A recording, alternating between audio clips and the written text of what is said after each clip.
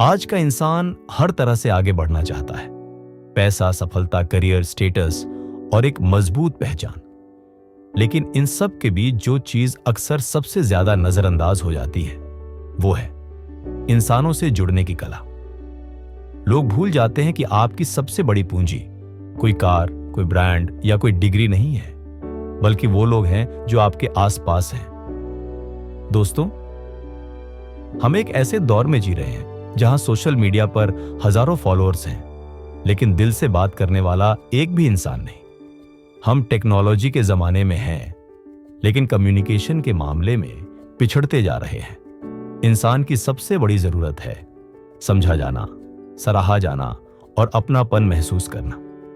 और यही सिखाती है एक क्लासिक किताब, how to win friends and influence people. Dale Carnegie की यह किताब सिर्फ एक किताब नहीं, ये इंसानी रिश्तों की बाइबिल है। इस वीडियो में हम जानेंगे कि कैसे आप इस किताब के सबक को अपने आज के लाइफ में उतार सकते हैं, चाहे आप स्टूडेंट हों, एंटरप्रेन्योर, कंटेंट क्रिएटर या कोई भी आम इंसान। हम हर चैप्टर को आज के संदर्भ में समझेंगे। सोशल मीडिया, वर्क प्लेस, दोस्ती, रिश्ते और लीडरशिप, सब कुछ। आपने सुना होगा, your network is your net worth. लेकिन यह नेटवर्क तभी मजबूत बनता है जब आप लोगों को अपने साथ जुड़ने की वजह देते हैं। तो आइए शुरू करते हैं ये बदलाव की यात्रा। आलोचना मत करो, निंदा मत करो, शिकायत मत करो। हर बार जब हम किसी की गलती पकड़ते हैं, डांटते हैं या किसी की निंदा करते हैं, हम उनके आत्मसम्मान पर चोट कर रहे होते हैं। डेल कार्नेगी का मानना है कि आलोचना एक ऐसा हथियार है जो रिश्तों को तोड़ता है, सुधार नहीं करता। अब सोचिए, आपने कभी किसी को डांटा और उसने अगली बार वैसी ही गलती दोहरा दी। क्यों? क्योंकि आलोचना से प्रेरणा नहीं मिलती, बल्कि डर, शर्म और रुकावट मिलती है। इंसान डिफेंसिव हो जाता है। वो सोचता है, मुझे समझा नहीं गया, मेरी स्थिति को बिना समझे मुझे गलत ठहरा दिया गया। आज हम सोशल मीडिया पर किसी की एक छोटी सी गलती पर तुरंत कमेंट कर देते हैं, क्या बेकार काम है, या तुझे ये भी नहीं आता। ये शब्द सुनने वाले के मन में क्या चलता होगा, इसका अंदाजा नहीं लगाते। कभी कभी ये शब्द किसी की आत्मा तक को चोट पहुंचा सकते हैं। अब इसका समाधान क्या है? आलोचना की जगह सजेशन दीजिए। अगर कोई दोस्त या सहयोगी गलती करता है तो उससे कहिए, अगर हम इसे ऐसे करते तो शायद बेहतर होता, क्या कहते हो? इस तरीके से आप न केवल उनकी इज्जत बचाते हैं, बल्कि उन्हें सुधार की दिशा में प्रेरित भी करते हैं। एक अच्छा उदाहरण है, किसी ऑफिस टीम मीटिंग में एक सदस्य ने एक प्रेजेंटेशन में गलती कर दी। अब आप दो तरीके से प्रतिक्रिया दे सकते हैं। ये गलत किया है, तुम्हें इतना भी नहीं पता, तुम्हारी मेहनत साफ दिख रही है, बस एक जगह मुझे लगा थोड़ा और सुधार हो सकता है, क्या हम इस पर दोबारा सोचें। पहले जवाब में आलोचना है, दूसरे में प्रोत्साहन। कई बार माता पिता अपने बच्चों को बार बार डांटते हैं कि वे पढ़ाई क्यों नहीं कर रहे, लेकिन अगर वो प्यार से कहें, मैं जानता हूं तुम थक गए हो, लेकिन 1 घंटा और पढ़ लोगे तो हमें तुम्हारे ऊपर गर्व होगा, तो असर बिल्कुल अलग होता है। यही डेल कार्नेगी सिखाते हैं। आलोचना से नहीं, समझदारी से रिश्ते और प्रभाव बनाए जाते हैं। पार्ट 2, ईमानदारी से सराहना करें। सच्ची तारीफ इंसान के अंदर आत्मविश्वास का बीज बो देती है। डेल कार्नेगी कहते हैं कि ईमानदार और दिल से की गई प्रशंसा किसी भी व्यक्ति की सोच और आत्मा को बदल सकती है। लेकिन तारीफ में 2 शर्तें जरूरी हैं। वो झूठी ना हो और दिखावे की ना हो। तारीफ का मतलब सिर्फ अच्छा किया कहना नहीं है। तारीफ तब असर करती है जब आप सामने वाले की मेहनत, उसकी सोच, उसकी भावना को पहचान कर उसकी सराहना करते हैं। उदाहरण, अगर कोई दोस्त नया बिजनेस शुरू करता है तो आप कह सकते हैं, तेरा जो आइडिया है वो बहुत इनोवेटिव है और मैं देख सकता हूं कि तूने इस पर कितनी मेहनत की है। किसी स्कूल के बच्चे ने कुछ छोटा काम भी अच्छा किया तो कहिए, तूने ये बहुत अच्छे से किया, तेरे अंदर बहुत पोटेंशियल है। आज के समय में तारीफ की ताकत कहां कहां दिखती है। इन्फ्लुएंसर्स को अपने कमेंट्स में सच्ची तारीफ से एनकरेज किया जाता है।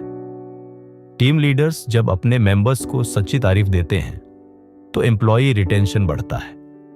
माता पिता जब बच्चों को अप्रिशिएट करते हैं तो बच्चे ज्यादा आत्मनिर्भर बनते हैं। कई बार हम सोचते हैं कि अगर तारीफ करेंगे तो सामने वाला उड़ जाएगा। यह सोच गलत है। सच्ची प्रशंसा उड़ने नहीं देती, उड़ान देती है। और यही फर्क डेल कार्नेगी हमें समझाते हैं। लोगों में दिलचस्पी लीजिए। हर इंसान चाहता है कि उसे सुना जाए, समझा जाए और महत्व दिया जाए। लेकिन हम अक्सर बात करते समय सिर्फ अपनी कहानियां, अपनी राय, अपनी उपलब्धियां सामने रखते हैं। डेल कार्नेगी हमें सिखाते हैं, अगर आप चाहते हैं कि लोग आपसे जुड़ें, तो पहले आप उनसे जुड़िए। इसका मतलब है एक्टिव लिसनिंग, मीनिंगफुल क्वेश्चंस और जेन्युइन क्यूरियोसिटी।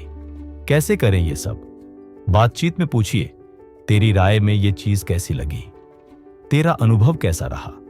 अगर कोई दोस्त गाना गाता है तो उसकी म्यूजिक जर्नी के बारे में पूछिए। अगर कोई साथी जिम में मेहनत कर रहा है तो उससे उसकी फिटनेस गोल्स के बारे में बात करें। ये छोटी छोटी बातें इंसानों के दिल छू जाती हैं। उन्हें लगता है कि सामने वाला सिर्फ दिखावे से नहीं, दिल से जुड़ना चाहता है। कार्नेगी कहते हैं, you can make more friends in 2 months by becoming interested in other people than in 2 years by trying to get other people interested in you। यानी दोस्त बनने के लिए सिर्फ बातें मत बनाओ, दिलचस्पी दिखाओ। नाम याद रखिए, किसी के लिए उसका नाम सबसे प्यारा शब्द होता है।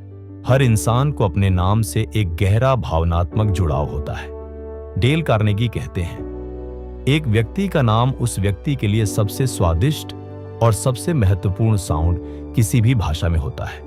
इसका मतलब है, अगर आप चाहते हैं कि कोई व्यक्ति आपको याद रखे या आपके करीब आए, तो उसका नाम सम्मान के साथ लीजिए और याद रखिए।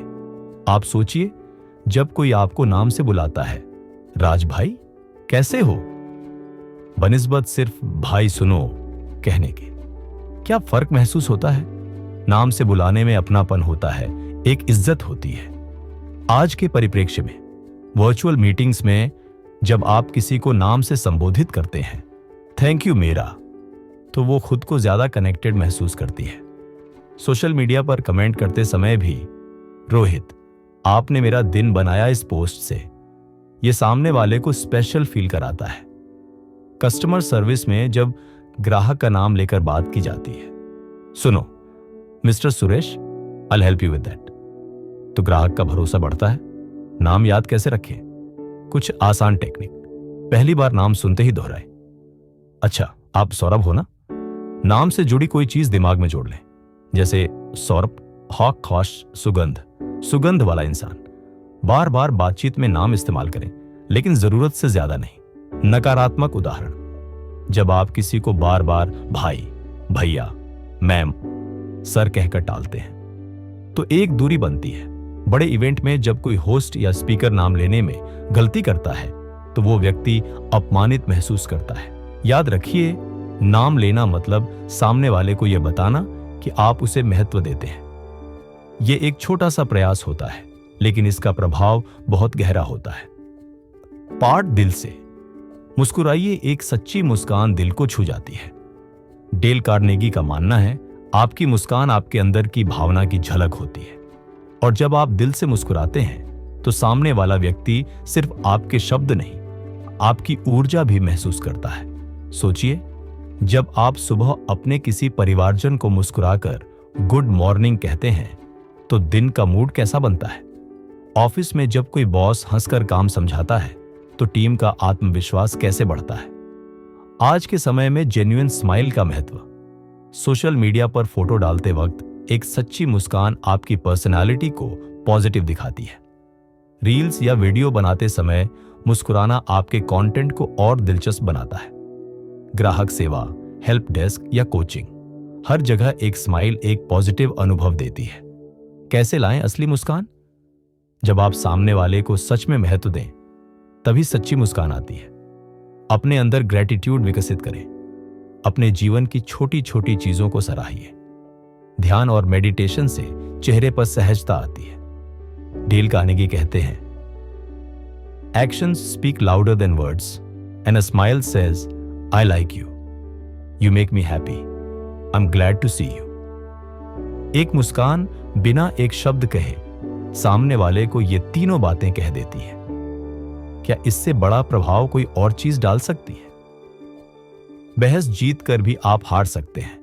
बहस में आप तर्क जीत सकते हैं, लेकिन दिल हार जाते हैं। डेल कार्नेगी हमें सिखाते हैं कि अगर आप चाहते हैं कि लोग आपकी बात माने, तो उन्हें बहस में हराना नहीं, सम्मान देना जरूरी है। बहस का सच ये है कि लोग तर्क से नहीं, भावना से अपनी राय बदलते हैं। किसी को नीचा दिखाकर आप उसके विचार नहीं बदल सकते। जीतने की जिद आपके रिश्तों को कमजोर कर देती है। आज के परिप्रेक्ष्य में व्हाट्सएप ग्रुप में जब कोई व्यक्ति किसी मुद्दे पर भावुक हो जाता है, तो बहस करने से बेहतर है एम्पैथिक साइलेंस या सहमति से असहमति। मैं आपकी बात समझता हूं, मुझे इस पर विचार करने दें।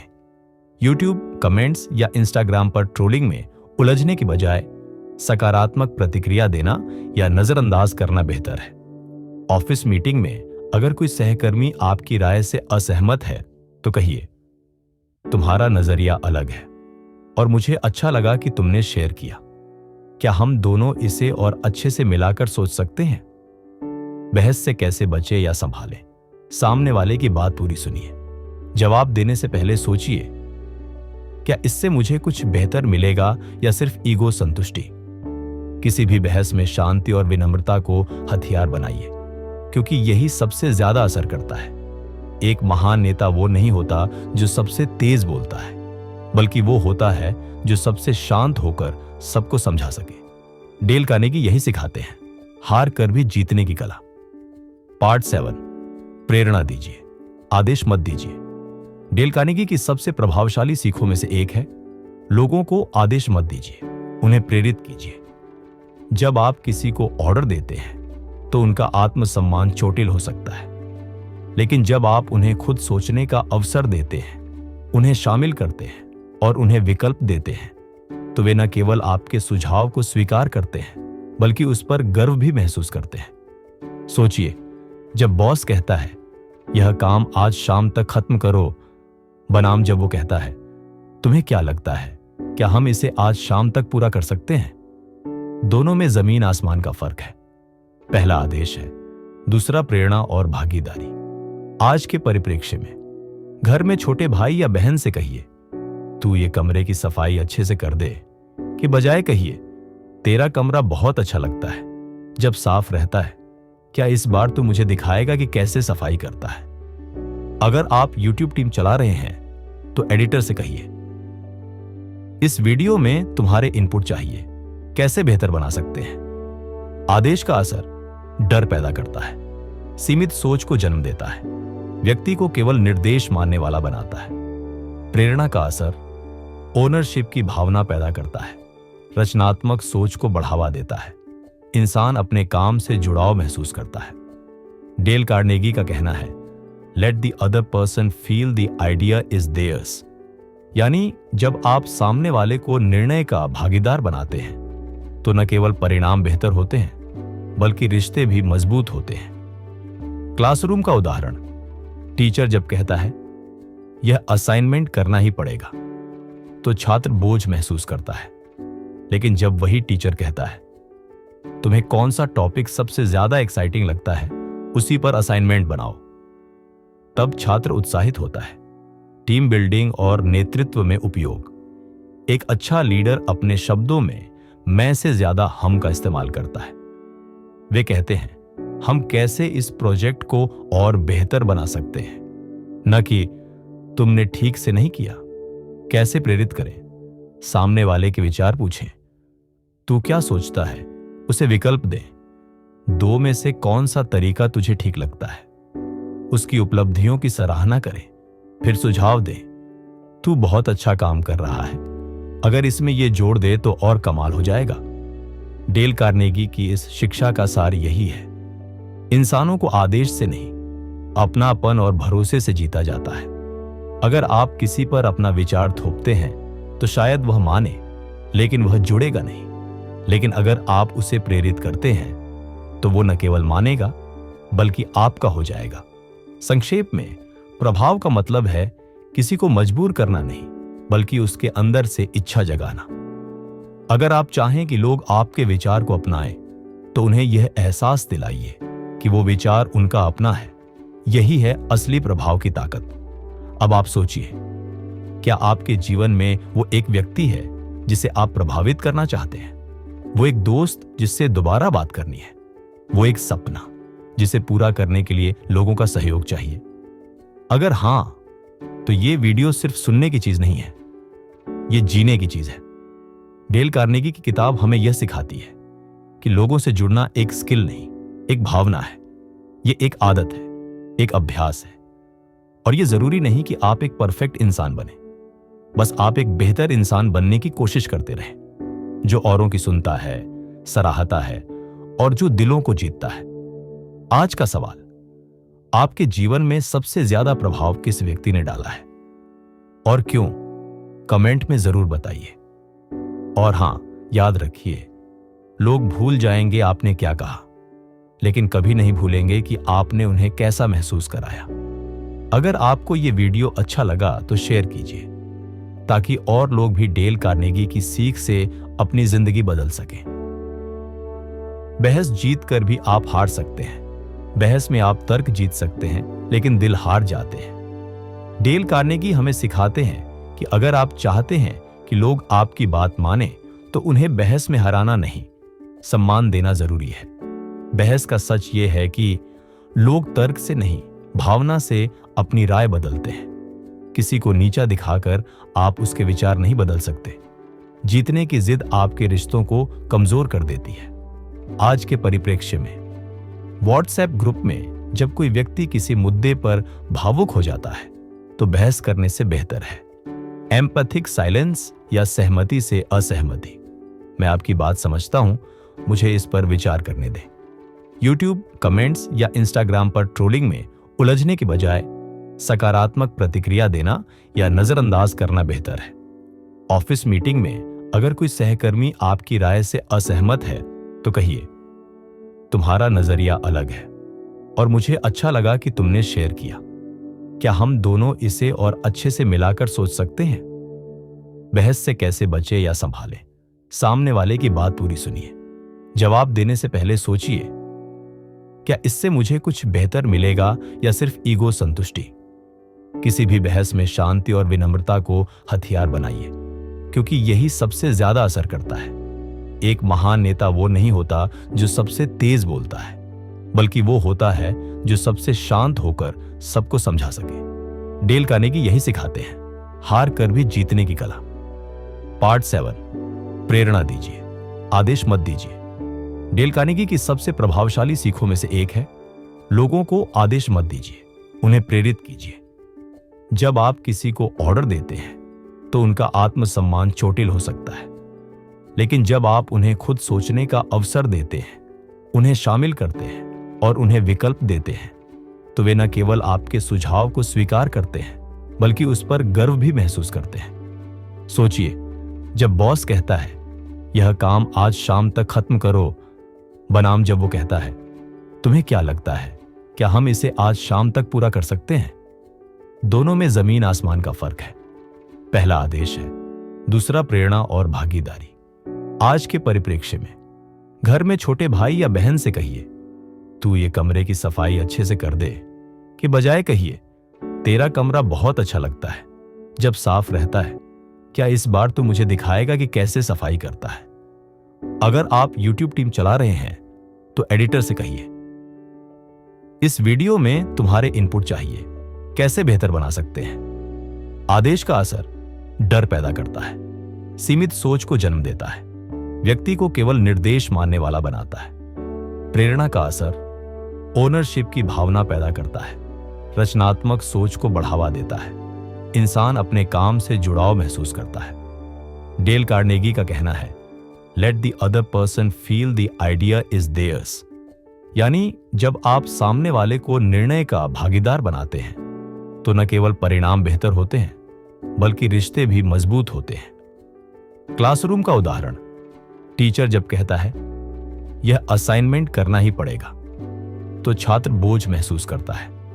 लेकिन जब वही टीचर कहता है, तुम्हें कौन सा टॉपिक सबसे ज्यादा एक्साइटिंग लगता है, उसी पर असाइनमेंट बनाओ। तब छात्र उत्साहित होता है। टीम बिल्डिंग और नेतृत्व में उपयोग। एक अच्छा लीडर अपने शब्दों में मैं से ज्यादा हम का इस्तेमाल करता है। वे कहते हैं, हम कैसे इस प्रोजेक्ट को और बेहतर बना सकते हैं, न कि तुमने ठीक से नहीं किया। कैसे प्रेरित करें? सामने वाले के विचार पूछें। तू क्या सोचता है? उसे विकल्प दें। दो में से कौन सा तरीका तुझे ठीक लगता है? उसकी उपलब्धियों की सराहना करें, फिर सुझाव दें। तू बहुत अच्छा काम कर रहा है, अगर इसमें यह जोड़ दे तो और कमाल हो जाएगा। डेल कार्नेगी की इस शिक्षा का सार यही है। इंसानों को आदेश से नहीं, अपनापन और भरोसे से जीता जाता है। अगर आप किसी पर अपना विचार थोपते हैं तो शायद वह माने, लेकिन वह जुड़ेगा नहीं। लेकिन अगर आप उसे प्रेरित करते हैं तो वो न केवल मानेगा बल्कि आपका हो जाएगा। संक्षेप में, प्रभाव का मतलब है किसी को मजबूर करना नहीं, बल्कि उसके अंदर से इच्छा जगाना। अगर आप चाहें कि लोग आपके विचार को अपनाएं, तो उन्हें यह एहसास दिलाइए कि वो विचार उनका अपना है। यही है असली प्रभाव की ताकत। अब आप सोचिए, क्या आपके जीवन में वो एक व्यक्ति है जिसे आप प्रभावित करना चाहते हैं? वो एक दोस्त जिससे दोबारा बात करनी है? वो एक सपना जिसे पूरा करने के लिए लोगों का सहयोग चाहिए? अगर हां, तो ये वीडियो सिर्फ सुनने की चीज नहीं है, ये जीने की चीज है। डेल कार्नेगी की किताब हमें यह सिखाती है कि लोगों से जुड़ना एक स्किल नहीं, एक भावना है। ये एक आदत है, एक अभ्यास है। और ये जरूरी नहीं कि आप एक परफेक्ट इंसान बने, बस आप एक बेहतर इंसान बनने की कोशिश करते रहें, जो औरों की सुनता है, सराहता है और जो दिलों को जीतता है। आज का सवाल, आपके जीवन में सबसे ज्यादा प्रभाव किस व्यक्ति ने डाला है और क्यों? कमेंट में जरूर बताइए। और हां, याद रखिए, लोग भूल जाएंगे आपने क्या कहा, लेकिन कभी नहीं भूलेंगे कि आपने उन्हें कैसा महसूस कराया। अगर आपको यह वीडियो अच्छा लगा तो शेयर कीजिए, ताकि और लोग भी डेल कार्नेगी की सीख से अपनी जिंदगी बदल सकें।